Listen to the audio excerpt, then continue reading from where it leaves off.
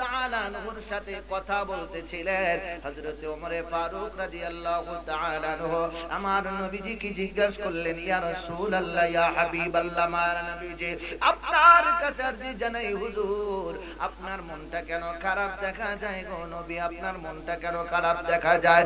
ও নবী, আপনার মনটা যদি খারাপ দেখা যায় আমরা সাহাবারা সহ্য করতে পারি না। নবী গো, আপনার কষ্ট দেখলে আমরা সহ্য করতে পারি না।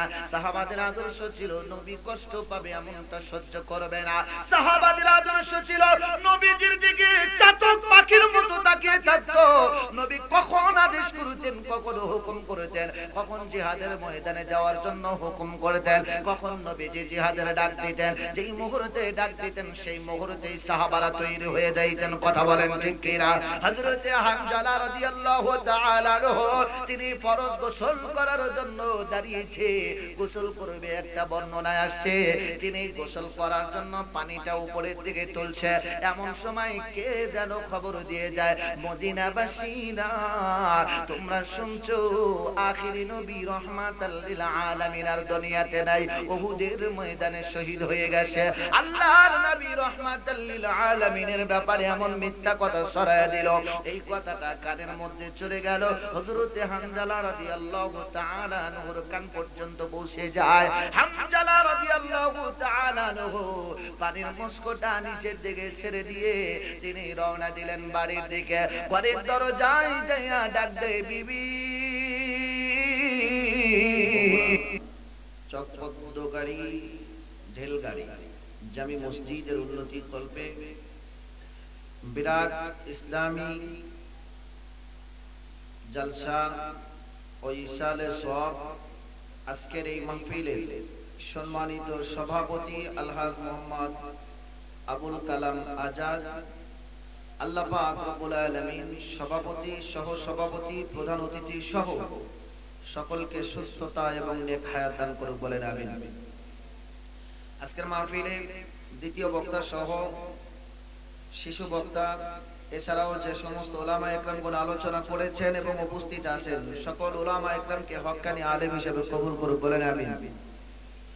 মঞ্চ উপবিষ্ট দিনদার পরহেজগার ইমানদার মুত্তাকি আশিক রাসূল ভাই এবং বাবাজিরা, পর্দার অন্তর আড়ালে মা এবং বোনেরা, সকলকে সঙ্গে করে নিয়ে মহান আল্লাহ পাক রব্বুল আলামিনের দরবারে লাখো কোটি শুকরিয়া আদায় করছি যে আল্লাহ সুবহানাহু ওয়া তাআলা মহিয়ান গরিয়ান সর্বশক্তিমান, যিনি আমাদেরকে আজকে এই মুহূর্তে জান্নাতি বাগানে জান্নাতি মেহমান করে আসার মতো বসার মতো সুযোগ করে দিয়েছেন, তৌফিক দিয়েছেন, কবুল করেছেন। সে আল্লাহর প্রতি শুকরিয়া আদায় করে বলি আলহামদুলিল্লাহ। আপনারা কি রাগ করছেন নাকি? আমার সাথে শত্রুতাই আছে? হ্যাঁ, কথা বলছেন না যে? একটু আওয়াজ দিয়ে বলেন না আলহামদুলিল্লাহ। হয় নাই, আরো একটু জোরে বলেন আলহামদুলিল্লাহ। শতকোটি দরুদ সরকারে দো আলম আকায়ে নামদারে তাজেদারি মদিনা, যাকে সৃষ্টি না করলে আল্লাহ সুবহানাহু ওয়া তাআলা কোন কায়নাতের কোনো কিছুই সৃষ্টি করতেন না, সে নবীজির প্রতি দরুদ ও সালাম পেশ করে সকলে পড়ে সাল্লাল্লাহু আলাইহি ওয়াসাল্লাম। সম্মানিত হাজিরিন, শীতের সময়, শীতের মধ্যে তারপরও রাত অনেক হয়ে গেছে, 11টা পার হয়ে গেছে, যেই সময় মাহফিল শেষ হয়, ঠিক কিনা? 11টা মানেই মাহফিল শেষ। এখন তাবারক দিলে বাড়ি যেতে পারে নাকি? কথা কয় না। কি ওয়াজ শুনবেন নাকি বাড়ি যাবেন? শুনবেন ওয়াজ? কারা কারা ওয়াজ শোনার পক্ষে হাত তোলেন তো দেখি। নারে তাকবীর, নারে তাকবীর, নারে রিসালাত, নারে তাকবীর, হাত নামা। সম্মানিত হাজিরিন, দল মত নির্বিশেষে যে যে দলেরই হোক না কেন, এই মুহূর্তে আমরা আল্লাহর দল, ঠিক কিনা? আমরা আল্লাহর সৈনিক, ঠিক কিনা? আমরা রাসূল প্রেমিক, কথা বলেন ঠিক কিনা? কোরআন যেদিকে আমরা, আরো জোরে বলেন, কোরআন যেদিকে আমরা, কোরআন আছে যেখানে, কোরআন আছে যেখানে, কোরআন যেখানে নাই আমরা সেখানে নাই, ঠিক কিনা? সম্মানিত হাজিরিন, পবিত্র কোরআনুল কারীমের মধ্যে আল্লাহ সুবহানাহু ওয়া তাআলা বলেন, লা ইন শাকারতুম লা আযীদান্নাকুম ওয়া লা ইন কাফারতুম ইন্না আযাবি লাশাদীদ। আল্লাহ নিয়ামতের শুকরিয়া আদায় করলে আল্লাহ নিয়ামত বাড়ায় দিবেন, এই প্রতিশ্রুতি দিয়েছেন কে? আরো জোরে বলেন কে? জবান দেওয়ার মালিক কে? তো যে আল্লাহ জবান দিতে পারে, ওই আল্লাহ জবান কেড়ে নিতে পারে না পারে না? আরো জোরে বলেন, যে আল্লাহ জবান দিতে পারে ওই আল্লাহ কেড়ে নিতে পারে না পারে না? তো ওই আল্লাহর প্রতি আরো একবার শুকরিয়া আদায় করে বলি আলহামদুলিল্লাহ। সম্মানিত হাজিরিন, মুসলমানদের আওয়াজ হতে হবে উঁচু, মুসলমানদের আওয়াজ হতে হবে বড়, মুসলমানদের আল্লাহু আকবারের তাকবীরের ধ্বনিতে আকাশ বাতাস মুখরিত হতে হবে। মুসলমানদের তাকবীরের আওয়াজে বেঈমানেরা ভয় পেয়ে পালিয়ে যাবে, কথা বলেন ঠিক কিনা? তো মুসলমানেরা যদি আওয়াজ নিচু করে রাখে, কণ্ঠ যদি নিচু করে রাখে, তাহলে বাতিলরা কণ্ঠ উঁচু করবে। ভুল বলছি? হ্যাঁ, আপনারা মনে হচ্ছে ভয় পাচ্ছেন, ভয় পাচ্ছেন। আমাদের বর্তমান সরকার উনি নিজে মুখে বলে দিয়েছে, যে কোনো ধর্মীয় অনুষ্ঠান করবে, কোনো বাধা, কোনো পারমিশন, কোনো চিন্তা, তাহলে কার কোনো টেনশন আছে? টেনশন আছে? তো আমাদের তো কোনো টেনশন থাকার কথা না। জমিন কার? আরো জোরে বলেন, জমিন কার? জমিনের মালিক যিনি, আমার মালিকও। এই জমিনে থেকে ওই আল্লাহর প্রশংসা হবে, এই জমিনের মানুষগুলো ওই আল্লাহর প্রশংসা করবে। এখানে ভয় পেলে চলবে? কথা বলে, ভয় না পেয়ে যত সময় থাকবো উচ্চ কণ্ঠে উচ্চ আওয়াজ দিয়ে আল্লাহর বরত্ব স্বীকার করব, কথা বলেন ঠিক কিনা? সম্মানিত হাজিরিন, যুগে যুগে আল্লাহ পাক রব্বুল আলামিন নবী রাসূল পৃথিবীতে পাঠিয়েছেন মানব জাতিকে জাহান্নাম থেকে বাঁচাইয়া জান্নাতি মানুষ বানানোর জন্য। হযরতে ঈসা আলাইহিস সালাতু ওয়াস সালাম পৃথিবী থেকে আসমান জগতে চলে যাওয়ার পরে, আল্লাহ পাক তাকে উঠিয়ে নেওয়ার পরে 500 বছরের উপরে কোন নবী আসে নাই, কোন রাসূল আসে নাই। একটা পর্যায়ে যেই সময়টা জাহিলিয়াতের যুগে পরিণত হয়ে যায়, অন্ধকারের যুগে পরিণত হয়ে যায়, যেই সময় মা বোনদের কোনো সম্মান ছিল না, যেই সময় গরিব অসহায়ের কোনো গরিব অসহায় যারা, তাদের উপরে নির্মম নির্যাতন চালানো হতো, দুর্বলের উপরে সব সময় নির্যাতন চালানো হতো, সেই সময়টা হলো অন্ধকার যুগ ছিল। এমন একটা সময় আল্লাহ পাক রব্বুল আলামিন এই অন্ধকারে থাকা মানুষগুলোকে অন্ধকার থেকে ফিরিয়ে আলোর দিকে আনার জন্য, জাহান্নাম থেকে বাঁচিয়ে জান্নাতি বানানোর জন্য দুইটা জিনিস আল্লাহ তাআলা এই জমিনে পাঠাইছে। কয়টা জিনিস? আরো জোরে কোন কয়টা? মানি না, আরো জোরে জোরে। দুইটা জিনিস। এক নম্বরে নবী মুহাম্মদ রাসূলুল্লাহ সাল্লাল্লাহু আলাইহি ওয়াসাল্লাম, দুই নম্বরে 30 পারা কোরআন, ঠিক কি না? তো দুইটা জিনিস পাঠাইছে কি কারণে? মানব জাতি হিদায়াতের জন্য, কল্যাণের জন্য। তো এই দুইটা জিনিস যখন পৃথিবীতে পাঠিয়েছেন আল্লাহ পাক রব্বুল আলামিন, সাথে সাথে বলেও দিয়েছেন ইন্না নাহনু নাযালনা যিকরা ওয়া ইন্না লাহু লাহাফিজুন। এদের হিফাজতের দায়িত্ব আমি যা পাঠাইছি, তার হিফাজতের দায়িত্ব আমি আল্লাহ আমার কুদরতি হাতে নিয়েছি। তো নবী 40 বছর পর্যন্ত চুপ ছিলেন, কোনো কিছু বলেন নাই। 40 বছর এই দুনিয়ার হায়াতে, 40 বছর নবীজির বয়স, সেই সময় কোরআন নাযিল হলো।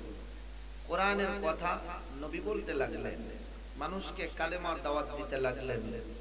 এই মানুষগুলো এতটাই নির্বোধ, এতটাই নিমুখারা, এতটাই অকৃতজ্ঞ, এদের কাছে যখন কালেমার কথা বলা হলো, কোরআনের কথা বলা হলো, তখন এরা অস্বীকার করল। 40 বছর পর্যন্ত নবীর কোনো দোষ ছিল না। নবী তাদের কাছে বিশ্বাসী ছিল, যার উপাধি দেওয়া হয়েছিল আলামিন। এতটাই বিশ্বাসী।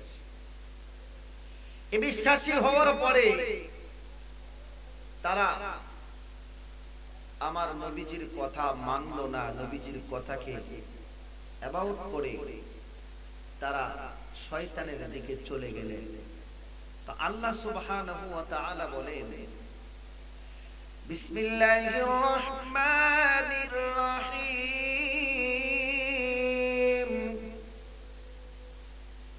ওয়া মান ইয়া'শু আন যিকরির রহমানি নুকাইয়িদ লাহু শাইতানান ফাহুয়া লাহু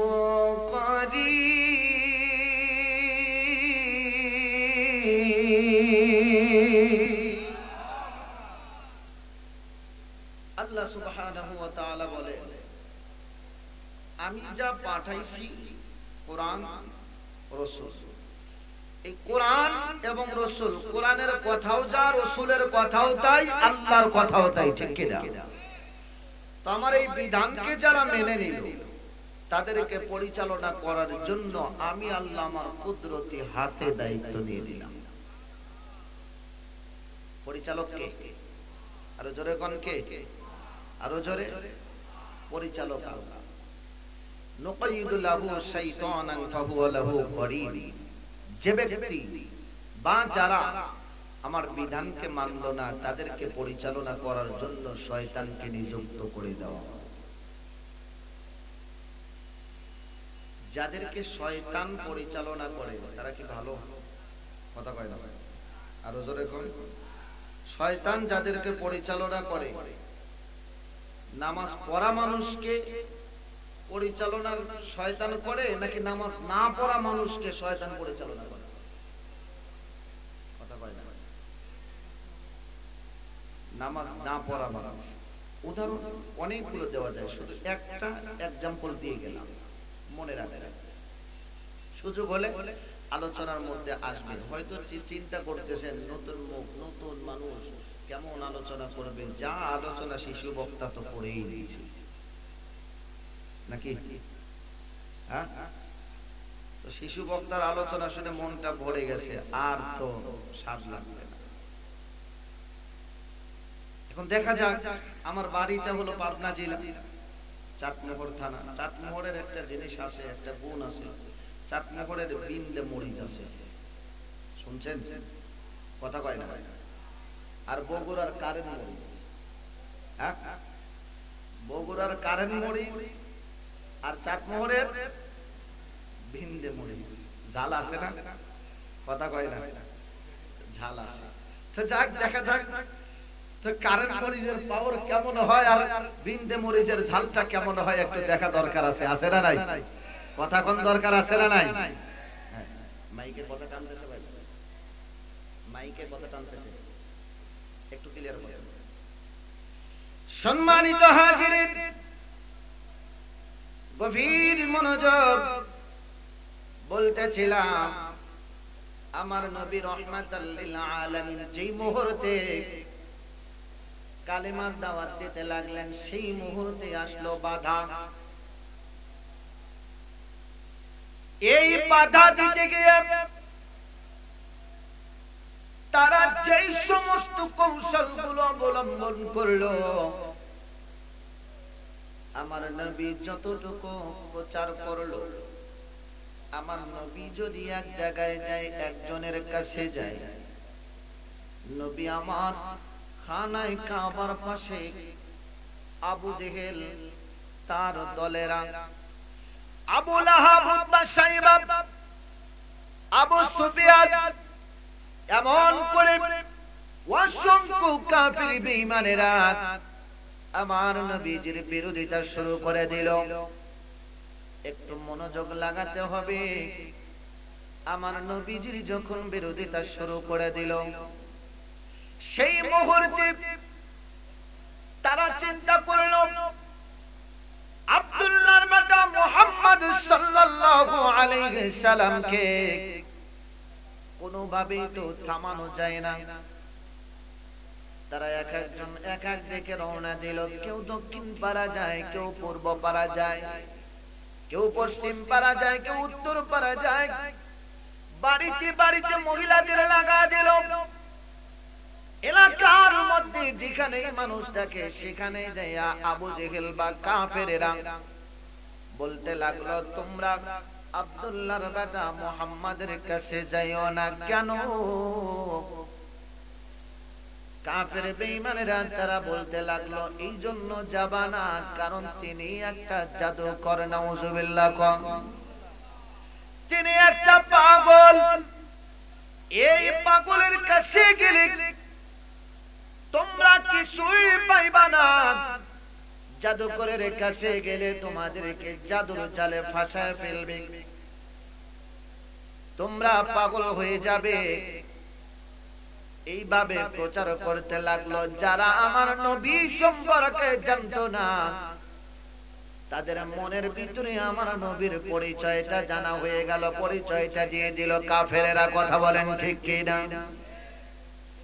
আল্লাহ সুবহানাহু ওয়া তাআলা বলেন, ইউরিদুনা আইয়ুতফিউ নূরাল্লাহি বিআফওয়াহিহিম ওয়া ইয়াবাল্লাহু ইল্লা আইয়ুতিম্মা নূরাহু ওয়ালাউ কারিহাল কাফিরুন।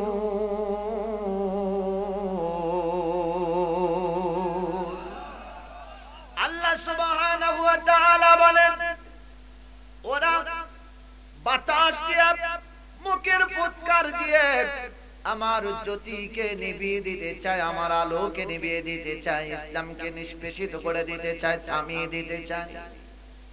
কিন্তু ওরা যতই বাতাস দিবে, মুখের ফুৎকার দেবে, ওদের মুখের ফুৎকারের মাধ্যম দিয়ে আমি আল্লাহ পাক রব্বুল আলামিন আমার আলো, ইসলামের আলোকে আরো প্রচার এবং প্রসারিত করে দেব। সম্মানিত হাজিরিন,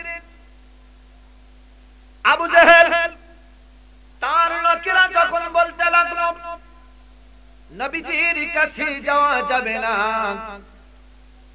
কারণ হলো তিনি পাগল, জাদুকর, নানান কথা বলে মানুষকে বোঝানো হলো তারা আমার নবীজির কাছে আসবে। তারা চিন্তা করলো পাগল তো দেখা দরকার, জাদুকর কেমন জাদু খেলা দেখায় একটু দেখতে হবে। চলে আসলেন আমার নবীজির কাছে। তারা তো জানতো না আমার নবী সম্পর্কে, কথা বলেন ঠিক কিনা? আবু জেহেল নবীজির সম্পর্কে জানাইলো। তারা আসে পাগল দেখার জন্য, তারা আসে জাদুকর দেখার জন্য। দেখতে আসে, আসার পরে আমার নবীজির চেহারা মুবারক দেখার সাথে সাথে তারা এক বাক্যে বলে দেয়, এত সুন্দর চেহারাওয়ালা মানুষটা কখনো জাদুকর বা পাগল হতে পারে না। তিনি যেই কথাগুলো বলেন, এই কথা তিনার নিজস্ব কোনো কথা হতে পারে না। এই কথা ঐশিক আল্লাহর পক্ষ থেকে কথা। আল্লাহ পাক রব্বুল আলামিন বলেন, ইন হুয়া ইল্লা ওয়াহয়ু ইউহা ওয়া মা ইয়ানতিকু আনিল হাওয়া। আল্লাহ পাক রব্বুল আলামিন বলেন, আমার নবী ইচ্ছা করে কোনো কথা বলে না, নিজের থেকেও কোনো কথা বলে না। যা বলে আমি আল্লাহর ওহী, আমি আল্লাহর ওহীর মাধ্যমে বলে। জোরে কোন মারহাবা। এজন্য আমরা কিতাবের মধ্যে পাই আল্লাহর নবী যেখানে জিবরাইল কোরআন নিয়ে সেখানে, মারহাবা কোন, আরো জোরে কোন মারহাবা। বলবেন হুজুর এটা কেমনে? আমার নবী রাহমাতাল লিল আলামিন মক্কায়, জিবরাইল কোরআন নিয়ে মক্কায়, কথা কোন ঠিক কিনা? আমার নবী মদিনায়, জিবরাইল কোরআন নিয়ে মদিনায়, কথা বলেন ঠিক কিনা? আমার নবী পাহাড়ে পাহাড়ের গুহায় অবস্থান করে সিজদায় পড়ে কান্দে। জিবরাইল আমার নবীজির কাছে কোরআন নিয়ে সেখানেই হাজির। নবী আমার যুদ্ধের ময়দানে, জিবরাইল কোরআন নিয়ে যুদ্ধের ময়দানে। আমার নবী রাহমাতাল লিল আলামিন বিশ্রাম করে ঘরের মধ্যে, জিবরাইল কোরআন নিয়ে আমার নবীজির কাছে ঘরের মধ্যে। কথা বলেন ঠিক কিনা? আমার নবী রাহমাতাল লিল আলামিন, দয়ার সাগর কামলিওয়ালা দু জাহানের বাদশা নবী আমার এই পৃথিবীতে আল্লাহর নবী রাহমাতাল লিল আলামিন অক্লান্ত পরিশ্রম করেছে, অনেক কষ্ট করার পরে ইসলামকে প্রতিষ্ঠিত করেছে। সাহাবায়ে কেরামের জীবনের বিনিময়ে ইসলামকে প্রতিষ্ঠিত করেছে। তারা বারবার ইসলামের বিরুদ্ধে আঘাত আনছে, বারবার ইসলামের জন্য তারা কষ্ট করেছে। সাহাবায়ে কেরাম রাদিয়াল্লাহু তাআলা আনহুম আজমাইন, তারা জীবন দিয়েছে ইসলামের জন্য। জীবন দেওয়ার পরে তাদের রক্তের বিনিময়ে আমরা পেয়েছি ইসলাম, তাদের রক্তের কারণে আমরা পেয়েছি ইসলাম। আর আজকে আমরা মুসলমান হয়ে, আমরা মুসলমানের ঘরে জন্ম নিয়ে ইসলামের বিরোধিতা করে ইসলাম নিয়ে সিনেমিনে খেলতেছি। কথা বলেন ঠিক কিনা?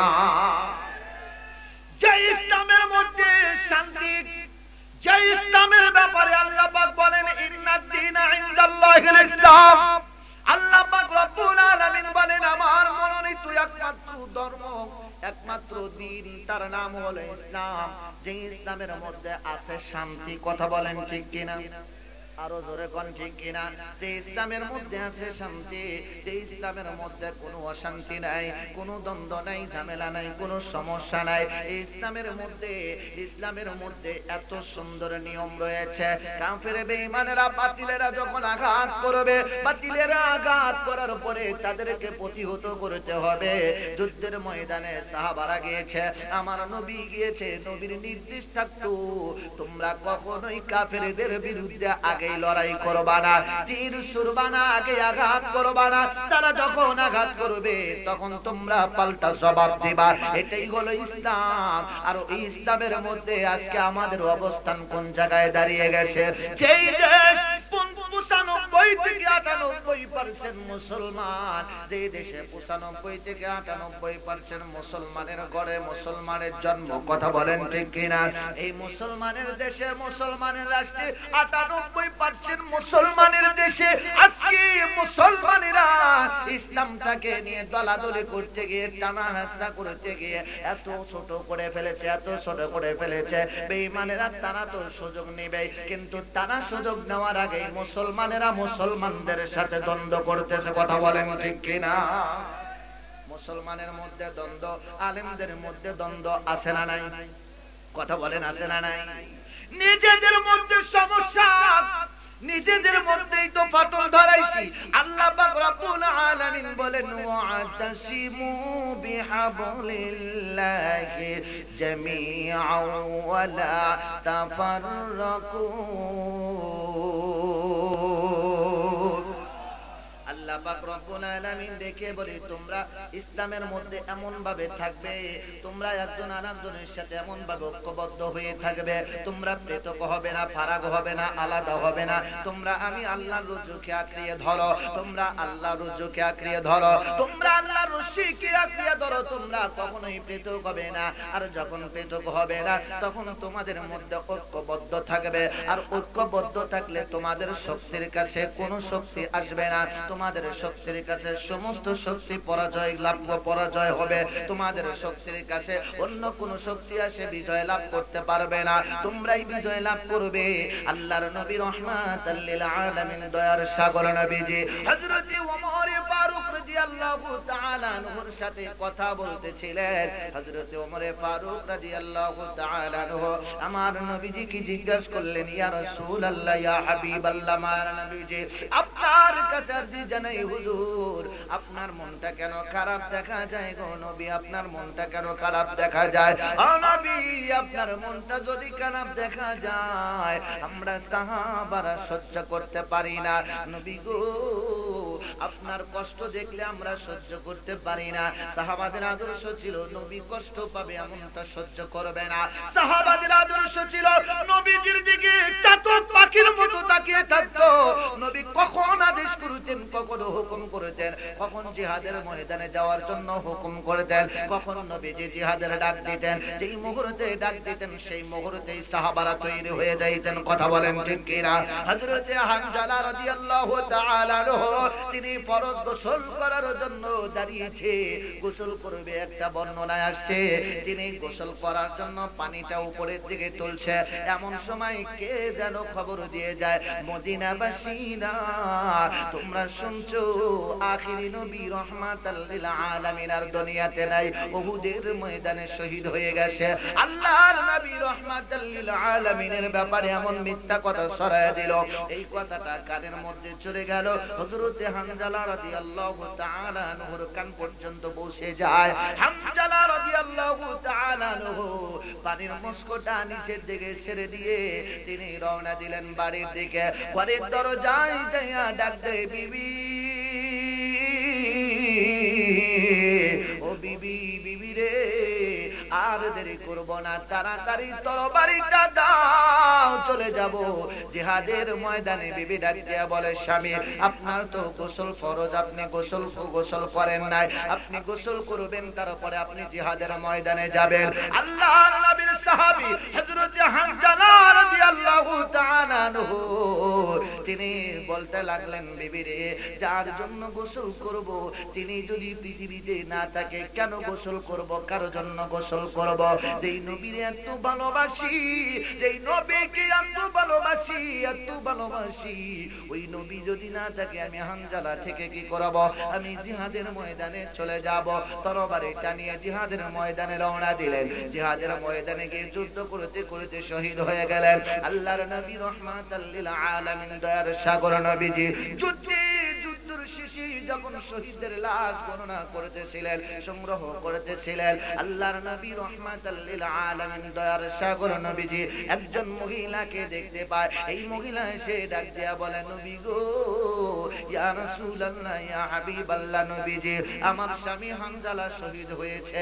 আল্লাহর নবী গো, সবাই আপনার তো ইসলামের নিয়ম তো হলো যারা শহীদ হয় তাদেরকে গোসল ছাড়া দাফন করতে হয়, তাদের শরীরে রক্ত মাখা অবস্থায় দাফন করতে হয়, এটাই তো ইসলামের নিয়ম। কারণ কিয়ামতের ময়দানে তারা রক্ত মাখা শরীর নিয়ে আল্লাহর দরবারে হাসরের ময়দানে উঠবে। আল্লাহর নবী রাহমাতাল লিল আলামিন ডেকে বলে, তুমি কে বলতে চাও? মহিলাটি ডেকে বলে, নবী গো, ইয়া রাসূলুল্লাহ, ইয়া হাবিবাল্লাহ, আমার নবীজি, ও নবী, ও নবী, আপনার কাছে আরজি জানাই নবী গো, সবার লাশ আপনি দাফন করবেন, ঠিক আছে, সমস্যা নাই, কিন্তু আমার স্বামী হানজালার লাশ গোসল না করায়া গো দাফন করবেন না। আল্লাহর নবী বলেন, কেন গো? ওই মহিলাটি ডাক দিয়া বলে, নবী, ও নবী, এই জন্য গোসল করাবেন কারণ তার তো গোসল ফরজ ছিল, সবে মাত্র বিবাহ হয়েছে আমাদের, আমি হলাম হানজালার স্ত্রী, আর আমাদের দুইজনের বিবাহ হয়েছে, আর এই বিবাহের পরে সবে মাত্র আজকে বাসর রাত আমাদের গিয়েছে, আর এই বাসর রাতে আমাদের মেলামেশার কারণে তার গোসল ফরজ হয়েছিল, আর এই গোসল করতে চাইয়া তিনি খবর পাইল আল্লাহর নবী রাহমাতাল লিল আলামিন উহুদের ময়দানে শহীদ হয়ে গেছে। এই খবর পাওয়া মাত্র আর দেরি করে নাই, গোসল না করে চলে এসেছে উহুদের ময়দানে যুদ্ধ করার জন্য। যুদ্ধ করতে করতে এই পৃথিবী থেকে শহীদ হয়ে চলে যায়। আল্লাহর নবী রাহমাতাল লিল আলামিন ডেকে বলে, সাহাবীরা রে, আমার হানজালার লাশ কই, আমার হানজালার লাশ কই? সাহাবারা তালাশ করতে লাগলেন, উহুদের ময়দান তন্ন তন্ন করে খুঁজলেন, কিন্তু উহুদের ময়দানে হানজালার লাশ পাওয়া যায় না। আল্লাহর নবী রাহমাতাল লিল আলামিন, দয়ার সাগর নবী আমার ডেকে বলে, সাহাবীরা রে, হানজালার লাশ কোথায় গেল? নাকি তারা গায়েব করে দিল? তারা খুঁজছেন হানজালার লাশ তালাশ করতেছেন গো নবী, আপনি একটা বার আসমানের দিকে তাকায়া দেখেন। আল্লাহর নবী আসমানের দিকে তাকায়া দেখে আল্লাহ পাকের অসংখ্য ফেরেশতারা আল্লাহ পাক রব্বুল আলামিনের অসংখ্য ফেরেশতারা আসমানে একজনের লাশ হাউজে কাউসারের পানি দিয়ে গোসল করাইতেছে। আল্লাহর নবী বলে জিবরাইল কি দেখা যায় উপরে? আল্লাহর নবী রাহমাতাল লিল আলামিনকে ডাক দিয়া বলে নবী গো ইয়া রাসূলুল্লাহ ইয়া হাবিবাল্লাহ, ওই যে অতগুলো মানুষের মতো দেখা যায় তারা হলো ফেরেশতা। আল্লাহর নবী বলেন এটা তো দেখাই যাচ্ছে ফেরেশতারা গোসল করায়। কার গোসল করাইতেছে? ফেরেশতা জিবরাইল ডাক দিয়া বলে নবী গো এটা আর কেউ নয়, আপনার প্রেমিক, আপনার ভালোবাসার সাহাবী হযরতে হানজালা রাদিয়াল্লাহু তাআলা আনহু। তিনার শহীদ হওয়া এই ঘটনাটাকে আল্লাহ পাক রব্বুল আলামিন এতই পছন্দ করেছে, হানজালার ভালোবাসা এতটাই পছন্দ করেছে, যার কারণে হানজালাকে গোসল করানোর জন্য আল্লাহ পাকের নির্দেশে ফেরেশতারা আসমানে নিয়ে গেছেন। আসমানে নিয়ে যাইয়া হাউজে কাউসারের পানি দিয়ে তারে গোসল করাইতেছে। এই কিছুক্ষণের মধ্যে হানজালার লাশ তখন নিচে তুলে আসলো।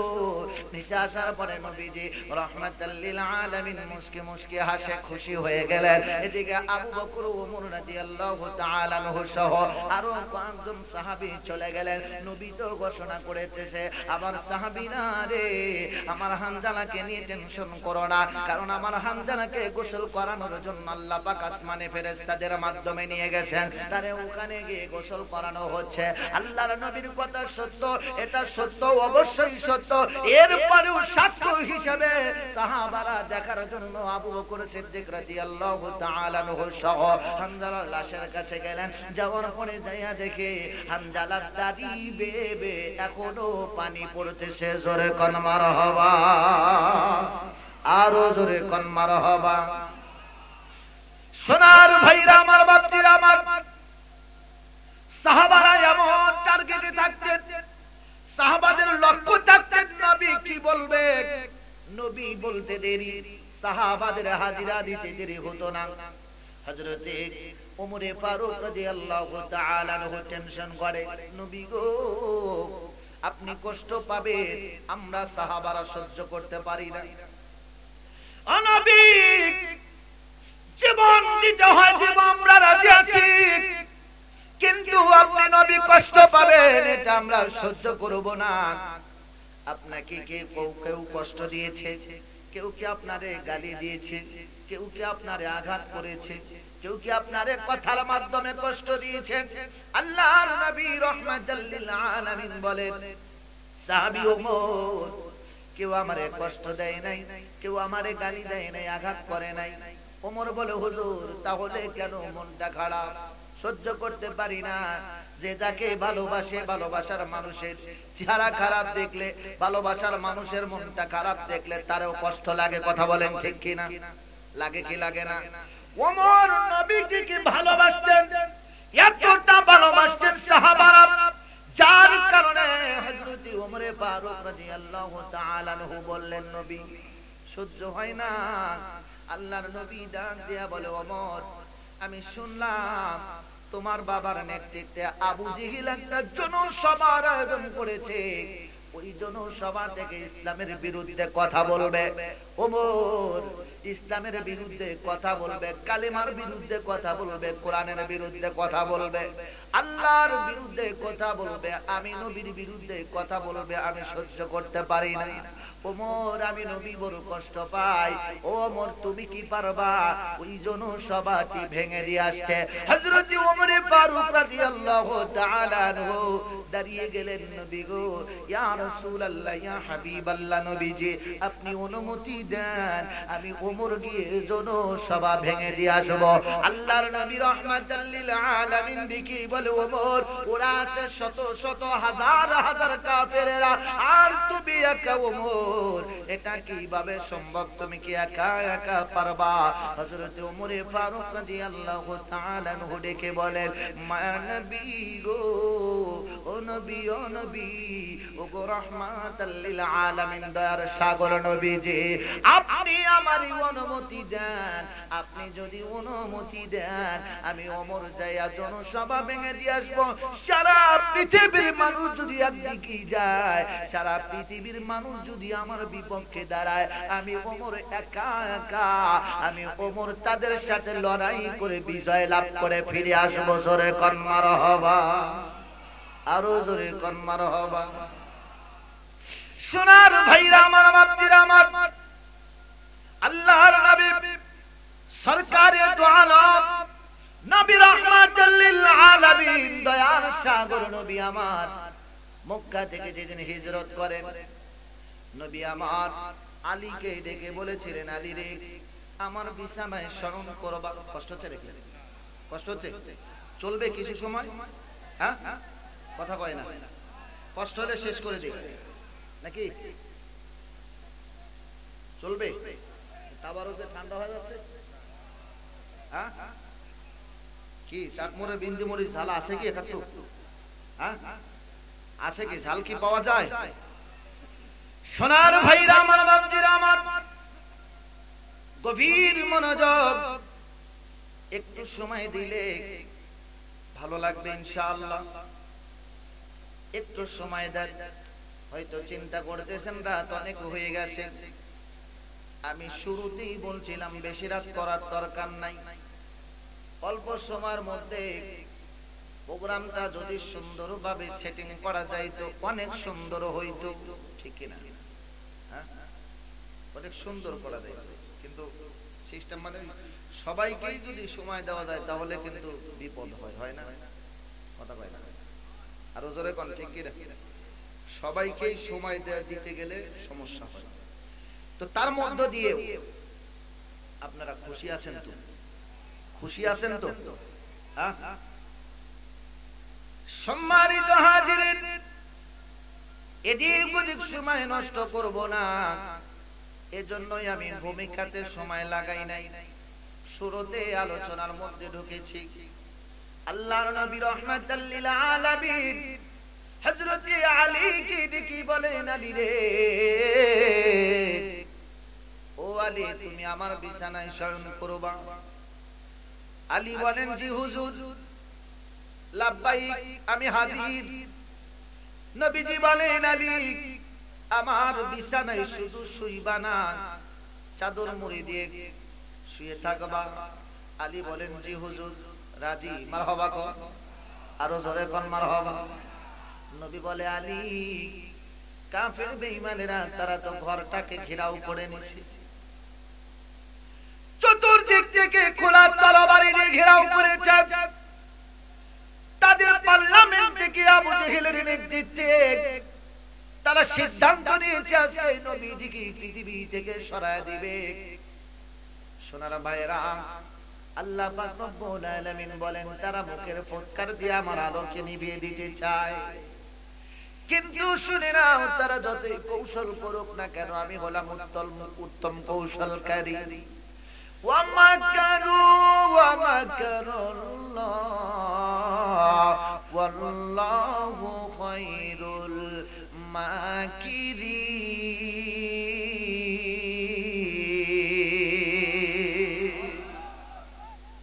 আল্লাহ হলো উত্তম কৌশলকারী। কথা বলেন ঠিক কিনা? আল্লাহর মতো এত সুন্দর কৌশল কেউ করতে পারে না। আল্লাহর নবী বলেন, আলী রে, তুমি আমার বিছানায় শয়ন করবা চাদর মুড়ি দিয়ে। এই অবস্থায় কাফের বেঈমানেরা আসবে, আসার পরে তারা ভাববে আমি নবী শুয়ে আছি, এই মনে করে তারা তরবারি দিয়ে আঘাত করে তোমাকে দুনিয়ার থেকে সরিয়ে দিতে পারে। হযরত আলী বলেন, লাব্বাইকা ইয়া রাসূলুল্লাহ, আমি রাজি। নবী বলেন, কেন রাজি? হযরত আলী রাদিয়াল্লাহু তাআলা আনহু বলেন, হুজুর এটা তো আমার জন্য সৌভাগ্যের ব্যাপার। মারহাবা কোন, আরো জোরে কোন মারহাবা। নবী বলেন, আলী তোমাকে তারা হত্যা করতে পারে, দুনিয়া থেকে সরিয়ে দিতে পারে। আলী বলে, এটা আমার জন্য সৌভাগ্যের ব্যাপার। আর আজকে যদি ইসলামের জন্য যদি আমাদেরকে ডাক দেওয়া হয়, আমরা মুসলমান, আমরা ইমানদার ঠিকই আছে, মুসলমান ঠিকই আছে, কিন্তু ইসলামের জন্য যদি কখনো আহ্বান করা যায়, বলে এই কাজে যাওয়া যাবে। আরো জোরে, আরো জোরে। এই কাজে যাওয়া যাবে না। আবার যারা যায় তাদেরকে নিয়ে সমালোচনা করে না? আরো জোরে কোন করে না? যারা যায় তাদেরকে নিয়ে সমালোচনা। অথচ সাহাবীদের কোনো টেনশন ছিল না, একটাই টেনশন, নবী বলতে দেরি, সাহাবাদের করতে দেরি হতো না। নবী বলবে, নবী বলার অপেক্ষায় থাকতেন, কখন বলবে সাহাবারা রেডি হয়ে থাকতেন। সাহাবারা রেডি, হযরত আলী রেডি হয়ে গেলেন।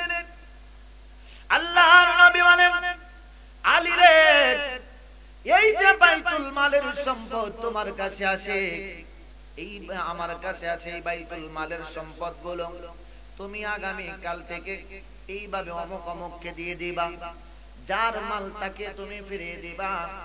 এভাবে নবীজি 3 দিনের একটা লিস্ট দিয়ে দিলেন। 3 দিন পর্যন্ত এই বাইতুল মালের সম্পদগুলো দেওয়ার পরে আমি নবীজির সাথে মদিনায় দেখা করব। আমার হবা কোন? আরো জোরে কোন মারহাবা। ঘটনাক্রমে নবীজি মক্কা থেকে হিজরত করলেন, ঘর থেকে বের হয়ে চলে গেলেন। ঘটনাগুলো আপনাদের মুখস্থ আছে, কিন্তু জানা কথার মধ্য থেকে অজানা দুই একটা কথা আমি বলে দিয়ে যাব আজকে। সোনার ভাইরা আমার, বাপজিরা আমার, হযরত আলী রাদিয়াল্লাহু তাআলা আনহু বিছানায় চাদর মুড়ি দিয়ে শোয়া। নবীজি চলে গেছে, কাফের বেঈমানেরা তারাও ঘরে ঢুকছে। এখন ঘরে ঢুকে দেখে নবীজির বিছানায় একজন শোয়া আছে। আছে না? কে আছে? কথা কয় না, কে আছে? কি গো পিছনের বাইরে আসেননি? আসেন আপনারা? হ্যাঁ, কথা শোনা যায় নাকি? আপনার কথা বুঝতেছেন না নাকি? কবি এই আমারে কথা কমু? হ্যাঁ, সম্মানিত হাজিরিন, মাহফিল থেকে যারা উঠবে তারা খিচুড়ি পাবে না। খিচুড়ির মধ্যেও বরকত আছে, আছে না নাই? কথা কয় না, আছে না নাই? কাঁচা মরিচ ছাড়া কিন্তু খিচুড়িও হয় না। সোনার ভাইরা আমার, বাপজিরা আমার, একটু গভীর মনোযোগ। রাত গভীর, এমন একটা সময় যেই সময় মানুষের দরজা বন্ধ হয়ে গেছে, সবাই ঘুমিয়ে পড়েছে। এমন একটা সময় নবীজির মহব্বত নিয়ে, ইসলামের মহব্বত নিয়ে, আল্লাহর প্রেম ভালোবাসা নিয়ে বসে থাকবেন। যতটুক সময় বসে থাকবে ততটুক সময় ফেরেশতারা আপনাদেরকে বেষ্টন করে রাখবে। এই মাহফিলের ভিতরে শয়তান যেন প্রবেশ করতে না পারে। যত মানুষ মাহফিলে থাকবে ফেরেশতারা চতুর্দিক থেকে বেষ্টন করে রেখে তারা আমাদের জন্য দোয়া করে, আল্লাহ এই মাহফিলে যারা বসে আছে, এত শীতের মধ্যে এত কষ্ট করে বসে আছে, এই ঘুম অপেক্ষা করে, বিছানাকে অপেক্ষা করে, শান্তিকে ছেড়ে দিয়ে, আরামকে ছেড়ে দিয়ে তারা কষ্ট করে বসে আছে। আল্লাহ এই মানুষগুলোর যে গুনাহগুলো তুমি মাফ করে দাও, এই মানুষগুলোকে মাফ করে দাও, এই মানুষগুলোকে ইমানদার বানাইয়া দাও। আচ্ছা বলেন তো, ফেরেশতারা দোয়া করলে দোয়া কবুল হয় না? হয় না? আরো জোরে কোন হয় না? হয় না? দোয়াই তো উঠে যাচ্ছে, কথা কোন ঠিক কিনা? দোয়াই তো উঠে যাচ্ছে। যাক, ওদিকে যাব না। আল্লাহর নবী রাহমাতাল লিল আলামিনের সাহাবী হযরত আলী রাদিয়াল্লাহু তাআলা আনহু বিছানায় শোয়া। এমত অবস্থায় কাফের বেঈমানেরা তারা যায়া চাদরের উপর দিয়ে আঘাত করবে। এই আঘাত করতে যাবে, এমন সময় আরেকজন বলে, না, এভাবে আঘাত করা যাবে না। আজকে পাইছি অনেক দিন পর, অনেক দিনের রাগ আছে, অনেক দিনের ক্ষোভ আছে, এভাবে আড়াল থেকে মারব না। চুরিল থেকে, তার চেহারা থেকে চাদরটা সরাইয়া দাও, তাকে দেখবো আর সরাসরি তার গলার মধ্যে আঘাতটা করব। এভাবে বলতে লাগলেন। এইভাবে যখন বলতে লাগলেন, আর একজন যায় চাদরটা সরাইয়া দিলেন। চাদরটা যখন সরানোর সাথে সাথে দেখে এটা তো আমার নবী নয়, আমার দয়াল নবীর সাহাবী হযরত আলী। আলীকে দেখে বলে, আলী তুমি ব্যাপার কি? নবী কই? তোমাদের নবী কই? নয়। হযরত আলী বলে তোমরা আমার কাছে জিজ্ঞাসা করো কেন? কারণ আমি তো নবীকে পাহারা দিয়ে রাখি নাই, তোমরাই তো নবীকে পাহারা দিয়ে রাখছো। কথা বলেন ঠিক কি না? আরো জোরে। পাহারা দিছে কারা? ঘর ঘিরে রাখছে না? কথা কয় না? ঘিরে রাখছে কারা? কাফেরেরা। কাফেরেরা ঘিরে রাখছে। আলীকে বলে নবী কোথায়? আলী বলে নবী কোথায়? তোমরা জবাব দাও, কারণ তোমরাই তো পাহারা দিয়েছো। কোথায় রাখছো আমার নবীরে? বের করে দাও, না হলে তোমাদের বেঝামেলা আছে। মানে উল্টা দাবি করতেছে আলী। কথা কোন ঠিক কিনা? উল্টা দাবি করে আলী, তোমরাই তো পাহারা দিলে, আবার তোমরাই আমাকে জিজ্ঞাসা করতেছে তোমরা কোথায় রাখছো, এটা তো তোমরা বলতে পারবে। নবী কোথায় গেল তোমরা বলতে পারবে, আমি কেমনে বলবো? আমি তো নবীকে পাহারা দেই নাই, আমি তো নবীকে পাহারা দেই নাই। আর একজন ডাক দিয়া বলে আলী রে, আমরা তো নবীকে মারতে এসেছি, তো নবী বলে যদি মারতাম কাপড়ের উপর দিয়ে, চাদরের উপর দিয়ে যদি তোমারে মারতাম, তাহলে তো তুমি এত সময় শেষ হয়ে যাইতে।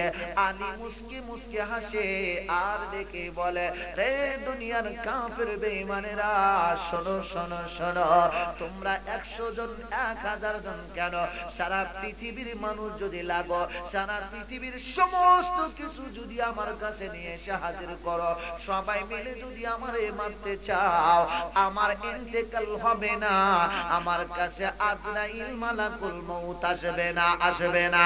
তারা বলে কেন? বলে এই জন্য আসবে না, আমার নবী রাহমাতাল লিল আলামিন 3 দিনের কাজ দিয়ে গেছে আমার কাছে, এই 3 দিনের মধ্যে আজরাইল আমার কাছে আসবে না। এই মিছে দুনিয়ার পিছে পড়িয়া, মরণের কথা গেছো ভুলিয়া, এই মিছে দুনিয়ার পিছে পড়িয়া, মরণের কথা গেছো ভুলিয়া, যেদিন আজরাইলে সে মারবে থাপা, রক্ষা পাবে না সেদিন পড়বে ধরা। গড়েছ দালান কোটা করে সরঙ্গিন, খালি হাতে যেতে হবে বসরুবিহীন। ঠিক না? গড়েছ দালান কোটা করে সরঙ্গিন, খালি হাতে যেতে হবে বসরুবিহীন। অল্প জায়গাতে মাটির ঘর বানায়া রাখিয়া আসিবে তোমায় শূন্য করিয়া, এই মিছে দুনিয়ার পিছে পড়িয়া, মরণেরই কথা গেছো বলিয়া, এই মিছে দুনিয়ার পিছে পড়িয়া, মরণেরই কথা গেছো বলিয়া, এই মিছে দুনিয়ার পিছে পড়িয়া, মরণেরই কথা গেছো বলিয়া। কথা বলেন ঠিক কিনা? আরো জোরে বলেন ঠিক কিনা? মরণের কথা নবী বলেন স্মরণ করো, মরণের কথা নবী বলে স্মরণ করো। আর আমরা মরণের কথা ভুলে গেছি।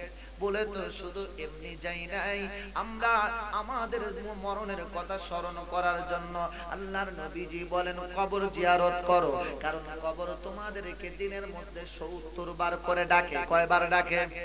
এই কথা কয় না, কয়বার? আমরা কয়বার স্মরণ করি? হ্যাঁ, আমরা কয়বার স্মরণ করি? কবর জিয়ারত করতে যাই না। এমনও মানুষ আছে, বাবা মরছে, মা মরছে, আপনজনেরা মরছে, 10 বছর 15 বছর 20 বছর হয়ে গেছে, বাবার কবরটা কোথায় চিহ্নিটুকু নাই। আছে না নাই? এমন মানুষ আছে না নাই? বাবা ইন্তেকাল করছে, মা ইন্তেকাল করছে, মাটি দিয়ে আসে সেই 10 বছর আগে, এর মধ্যে আর কবরস্থানে যায় না।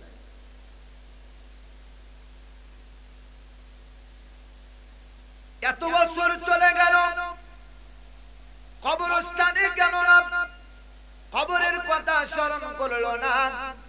নবী আমার বলে তোমরা বেশি বেশি কবর জিয়ারত করবা, কারণ বেশি বেশি কবর জিয়ারত করলে কবরের পাশে গেলে মনটা নরম হয়, মনের ভিতরে মরণের ভয় আসে, আসে না? আসে না? হযরত উসমান রাদিয়াল্লাহু তাআলা আনহু তিনি কবরস্থানের পাশ দিয়ে যাইতে লাগলে কাঁদতে কাঁদতে চোখের পানি দিয়ে দাড়ি ভিজে যাইত। সাহাবারা জিজ্ঞাসা করতো, ভাই উসমান, যখন মজলিসের মধ্যে বিভিন্ন জায়গায় কবরের আযাব সম্পর্কে আলোচনা করা হয়, জাহান্নামের কঠিন যন্ত্রণাদায়ক ভয়ঙ্কর অবস্থা সম্পর্কে যখন আলোচনা করা হয়, তখন তো তুমি কান্দো না, কিন্তু কবরস্থানের পাশ দিয়ে যাইতে লাগলে তুমি কান্দো কেন? উসমান চোখের পানি ফেলে দিয়ে কান্দে আর ডেকে বলে, সাহাবীরা রে, আমি কবরস্থানের পাশ দিয়ে যাওয়ার সময় কান্দে, কারণ হলো ওই কবরের মধ্যে একা একা থাকতে হবে, একা একা থাকতে হবে। যে কবরের সাথী নাই, বাতি নাই, বিছানার ব্যবস্থা নাই, যে কবরে দিনের পর দিন, রাতের পর রাত, বছরের পর বছর একা একা থাকতে হবে। এই দুনিয়ার আপন মানুষগুলো কেউ আমার আপনার সাথে যাবে না। কথা বলেন ঠিক কি না? উসমান বলে, যখন আলোচনা করা হয় তখন মানুষ থাকে, আবার যখন জানাজা করবে তখনও মানুষ থাকে। কিয়ামতের দিন লক্ষ লক্ষ মানুষ থাকবে, জান্নাতেও মানুষ থাকবে, জাহান্নামেও মানুষ থাকবে, কবরে তো কেউ থাকবে না। আরো জোরে, কেউ থাকবে কবরে? কেউ কবরে থাকবে না। আল্লাহর নবী বলেন, ও আমার উম্মতীরা, কবরের মধ্যে এমন একটা সাপ আছে, যে সাপটা একবার দংশন করবে, একবার দংশন করবে 70 গজ মাটির নিচে দেবে যাবে, 70 গজ মাটির নিচে দেবে যাবে, 70 গজ মাটির নিচে দেবে যাবে। আল্লাহর নবী রাহমাতাল লিল আলামিন বলে, এই সাপ যদি দুনিয়ার বুকে একটা নিঃশ্বাস ফেলতো, একবার যদি নিঃশ্বাস ফেলতো, এই দুনিয়ার বুকে কোন শস্য ক্ষেত্রে শস্য ফসল হইতো না, কোনো কিছু হইতো না, এই দুনিয়ার মানুষগুলো বাঁচতো না, তার নিঃশ্বাসের কারণে এই দুনিয়ার মানুষগুলো মারা যাইতো। সোনার ভাইরা আমার, বাপজিরা আমার, গভীর মনোযোগ লাগাইতে হবে। হযরত ওমরের কথা বলতেছিলাম, মনে আছে? মনে আছে? চলবে কিছু সময়। হযরত ওমর ফারুক রাদিয়াল্লাহু তাআলা আনহু তিনি নবীজিকে বললেন, নবী গো, সারা পৃথিবীর মানুষ যদি একদিকে যায়, আমি ওমর একা একা দিকে, আমি ওমর বিজয় লাভ করে ফিরে আসব। আল্লাহর নবী বলেন, ওমর, ওরা তো এত মানুষ, তুমি একা একা কিভাবে সম্ভব? আল্লাহর নবী বলেন, হুজুর, আমি একাই যথেষ্ট। আল্লাহর নবী রাহমাতাল লিল আলামিন বলেন, ওমর, তাহলে ঠিক আছে, যাও। হযরত ওমর রাদিয়াল্লাহু তাআলা আনহু সম্পর্কে আমরা জানি, ওমর যখন যেখানে যাইতো সেখানে তরবারি সঙ্গে থাকতো। কি থাকতো না? তরবারি নিয়েই যাইতো, তরবারি রেখে কোথাও যাইতো না। হযরত ওমর ফারুক রাদিয়াল্লাহু তাআলা আনহু তরবারি ওই দিন নবীজির কাছে রেখে চলে যাচ্ছে।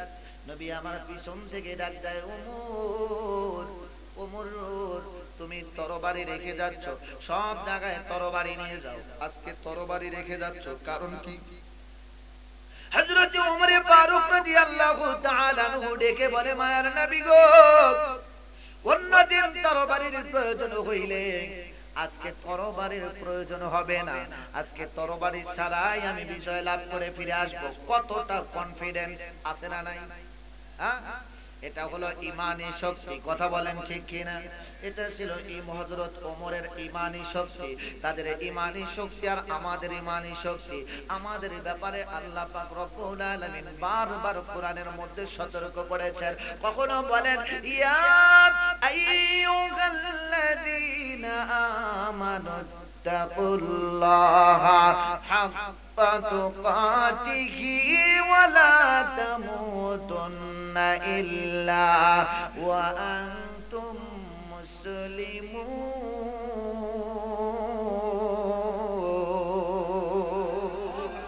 আল্লাহ পাক রব্বুল আলামিন বলেন, রে ঈমানদারেরা, তোমরা ভয় করো আল্লাহকে, প্রকৃত মুসলমান না হয়ে মৃত্যুবরণ করো না। আবার কখনো বলেন, ইয়া আইয়ুহাল্লাযীনা আমানু তাকুল্লাহা ওয়া কুনু মা'আস সাদিকিন।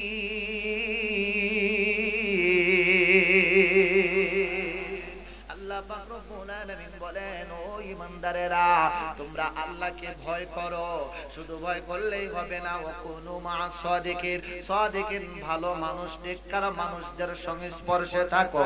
এরপরে আল্লাহ পাক রব্বুল আলামিন আর এক জায়গায় ডাক দিয়া বললেন, ইয়া আইয়ুহাল্লাযীনা আমানু আমিনু বিল্লাহি ওয়া রাসূলিহি।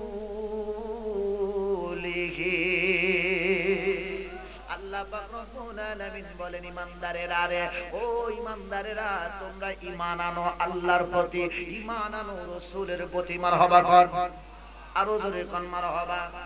ঈমানদার যারা তাদেরকেই আল্লাহ বলতেছে আল্লাহর প্রতি ঈমান আনো, রাসূলের প্রতি ঈমান আনো। বোঝা যায় আমরা ঈমানদার মুখে মুখে বলি, অন্তরে এখন ঈমানদার হতে পারি? আরো জোরে বলেন, পারি? সোনার ভাইরা আমার, বাপজিরা আমার, ঈমানি পরীক্ষা করার জন্য ঈমানদার আমরা মুখে বলছি না, অন্তরে বলছি, পরীক্ষা করবেন আল্লাহ পাক রব্বুল আলামিন। তিনি ডাক দিয়া বলেন, ওয়ালা নাবলুওয়ান্নাকুম বিশাইইম মিনাল খাউফি ওয়াল জু'i ওয়া নাকসিম মিনাল আমওয়ালি ওয়াল আনফুসি ওয়াজ যামারাত ওয়া বাশশিরিস সাবিরিন।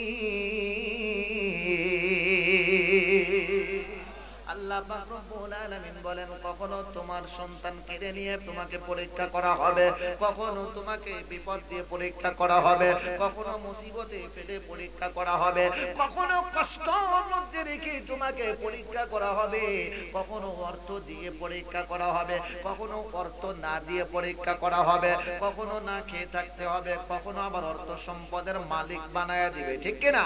আজকে বর্তমান বাংলাদেশের দিকেই যদি তাকানো যায়, অন্য দেশের দিকে না তাকায়া বাংলাদেশের দিকে, যেই দেশে 95 থেকে 98% মানুষ মুসলমান, এই মুসলমানের দেশে সোনার ভাইরা আমার, বাপজিরা আমার, কোটি কোটি টাকার মালিক, সম্পদের মালিক আছে না নাই? আরো জোরে কোন আছে না নাই? একই তো হাজিরিন, আল্লাহ পাক রব্বুল আলামিন মানুষের অন্তরের খবর জানে। তুমি যাকাত দিচ্ছ কোন কাজে, কিভাবে, কোন পদ্ধতিতে দিচ্ছ, জানে না? জানে না? আরো জোরে কোন জানে না? জানে না? যাকাত যারা দিবেন সতর্ক থাকবেন, সাবধান থাকবেন, যেন কোনো রকম কোনো সলসাতুরি না হয়, কোনো রকম কোনো ঝামেলা না হয়। যাকাত দিবেন 100 জন দরকার নাই, একজনকে দেন, আলহামদুলিল্লাহ, ও ব্যক্তিটাও কিছু করতে পারবে।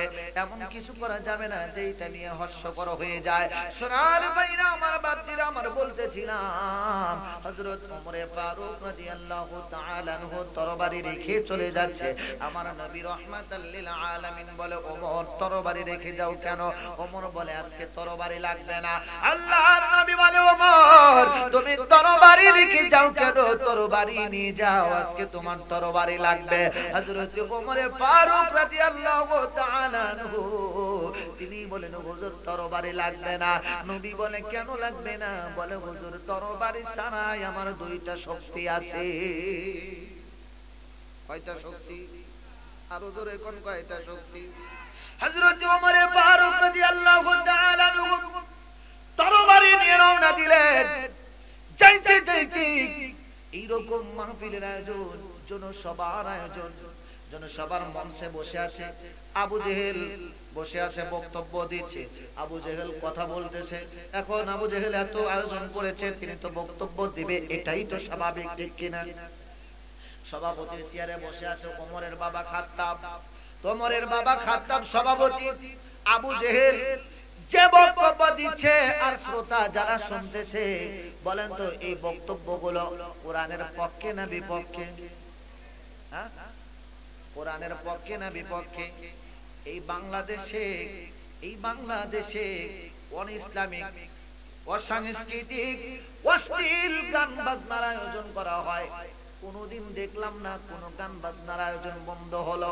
কিন্তু এই বাংলার জমিন, যেই বাংলার জমিনে কোরআনের আইন আছে, যেই বাংলার জমিনে 97 বা 98% মুসলমান আছে, এই বাংলার জমিনে এই মুসলমানদের দেশে কোরআনের মাহফিল বন্ধ হইছে না হয় নাই?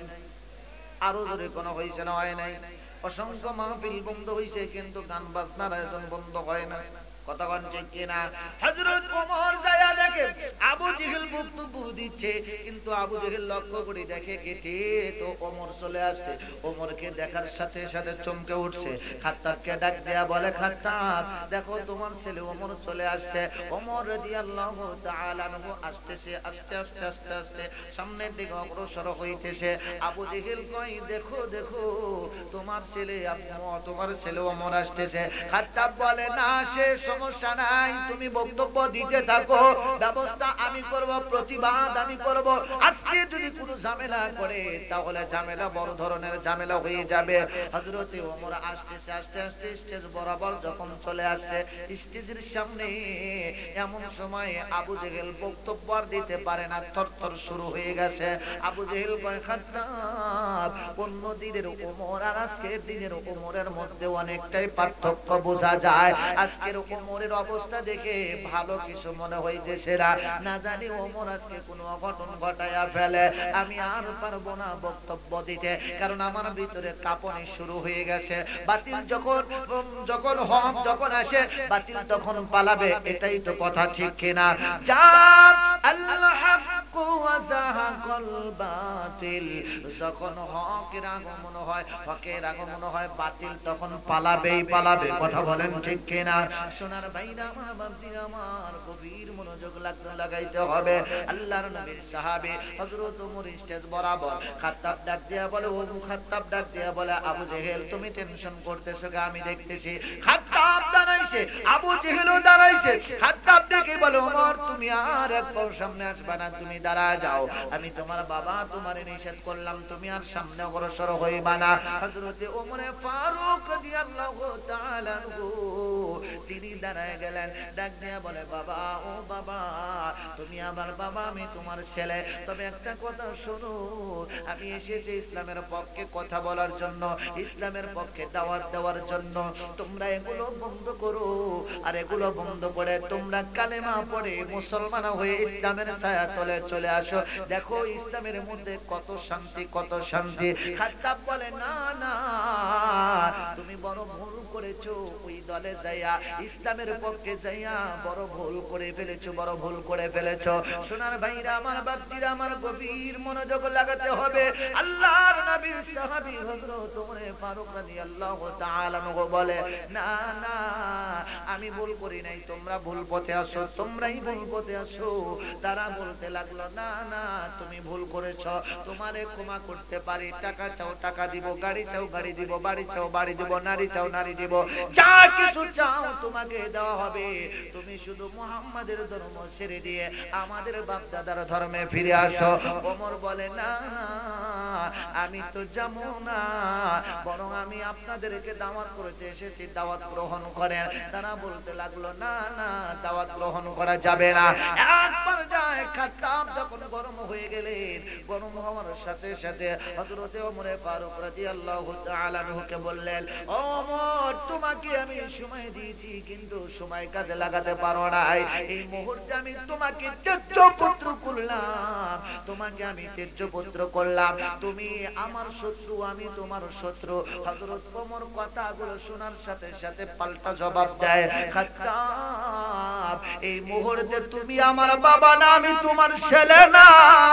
এই মুহূর্তে আমি হলাম ইসলামের একজন সৈনিক, আমি হলাম ইসলামের একজন বীর, আর তুমি হইলা ইসলামের একজন দুশমন।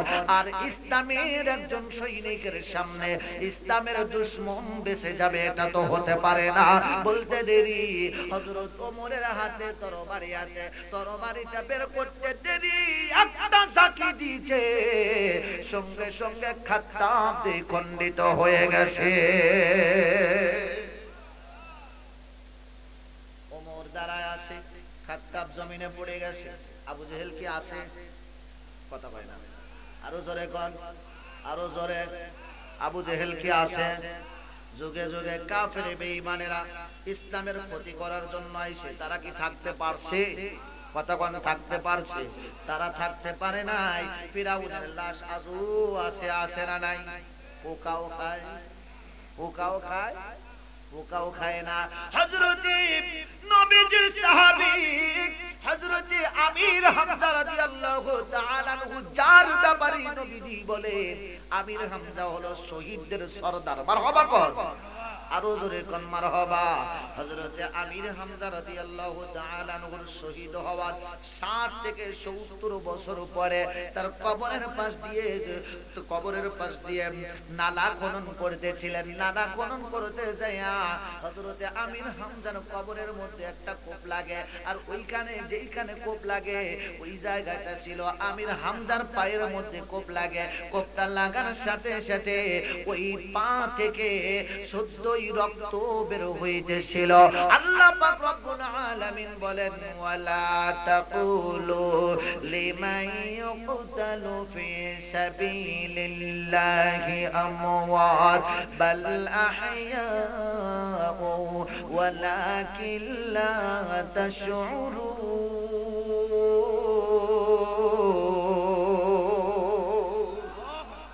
আল্লাহ পাক রব্বুল আলামিন বলেন যারা ইসলামের পক্ষে জীবন দিয়েছে, আল্লাহর পথে জীবন দিয়েছে, যারা আল্লাহর পথে জীবন দিয়েছে, যারা ওয়াজাহিদু ফিল্লাহি হাক্কা জিহাদি, আল্লাহ পাক রব্বুল আলামিন বলেন ফি সাবিলিল্লাহি, আল্লাহ পাক রব্বুল আলামিন বলেন যারা আল্লাহর রাস্তায় জীবন দিল তারা মৃত নয়, তারা মৃত নয়, তারা হলো জিন্দা। মারহাবা কোন, আরো জোরে কোন মারহাবা।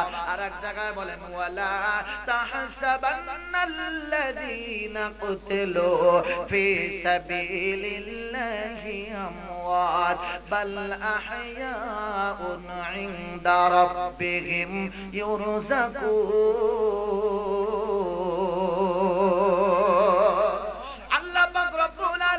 কি বলেন রে দুনিয়ার মানুষেরা, তারা হলো কবরের মধ্যে জীবিত, শুধু জীবিতই নয়, তারা কবরের মধ্যে রিজিক পায়। মারহাবা কোন, আরো জোরে কোন মারহাবা।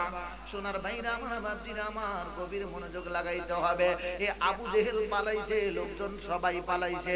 হযরত ওমর ফারুক রাদিয়াল্লাহু তাআলা আনহু চলে যায়, নবীজির কাছে যায় না, একটু আড়ালে বসে কান্দে। জিবরাইল আইসা নবীজিকে নয় কয় নবী গো, ওমর যাওয়ার সময় গেল আনন্দের সাথে, হাসতে হাসতে গেল, আসার সময় কেন কান্দে, কেন কান্দে?